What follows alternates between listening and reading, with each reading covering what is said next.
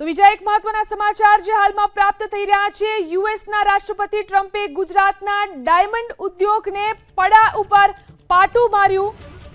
0% tariff હતો, હવે સીધો 26% ટેરિફ લાગુ થશે। એક્સપોર્ટમાં પ્રતિ કેરેટ ₹2 લાખ સુધીનો વધારો થઈ શકે છે।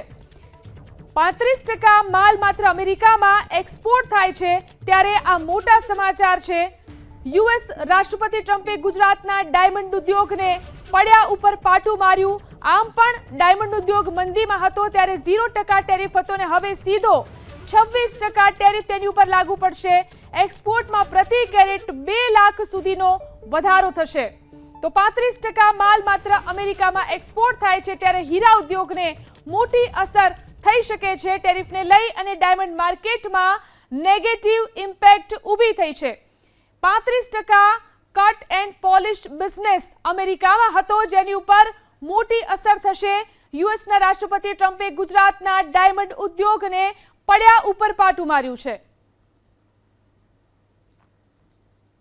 દુનિયાના કટ એન્ડ પોલિશની આપણે વાત કરીએ તો 15 ડાયમંડમાંથી 14 ડાયમંડ સુરતની અંદર કટ એન્ડ પોલિશ થતા હતા।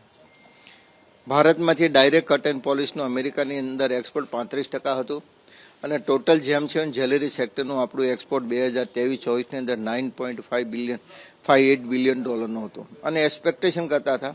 છેલ્લા 2 મહિનામાં જે પ્રમાણે પોઝિટિવ વાતાવરણ ક્રિએટ થઈ રહ્યું હતું, ડિમાન્ડ વધી રહી હતી અને $11.58 બિલિયન 24-25ની અંદર આપણું એક્સપોર્ટ થશે એવું આપણું અનુમાન હતું। પરંતુ અમેરિકાના રાષ્ટ્રપતિ ડોનાલ્ડ ટ્રમ્પે જ્યારથી આ ટેરિફનું શસ્ત્ર ઉગામ્યું છે, ત્યારે દરેક વિશ્વના દરેક દેશોની અંદર એની નેગેટિવ ઇમ્પેક્ટ અત્યારે ઊભી થઈ રહી છે। એમાં ખાસ કરીને જેમ્સ એન્ડ જ્વેલરી સેક્ટર ઉપર એની ખૂબ મોટી નેગેટિવ ઇમ્પેક્ટ અત્યારે ભારતની અંદર હવે દેખાશે, કારણ કે લાખો રત્ન કલાકારો આ ઉદ્યોગ સાથે જોડાયેલા છે। એમની સાથે ટ્રેડર હોય, વેપારીઓ હોય કે મેન્યુફેક્ચરર હોય, તમામ લોકોને આની ઇફેક્ટ ઊભી થશે એવું અત્યારે લોકો ચર્ચા રહી છે।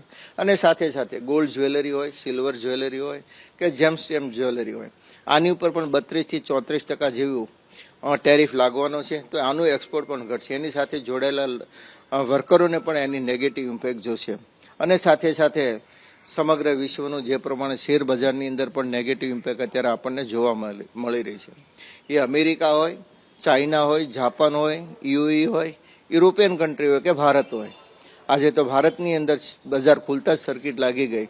એટલે જોઈએ છે કે આ ટેરિફની વિશ્વના દરેક કન્ટ્રી ઉપર, એની ઇકોનોમિક ઉપર અત્યારે વજ્રઘાત થઈ રહ્યો હોય એવું અત્યારે દેખાઈ રહ્યું છે।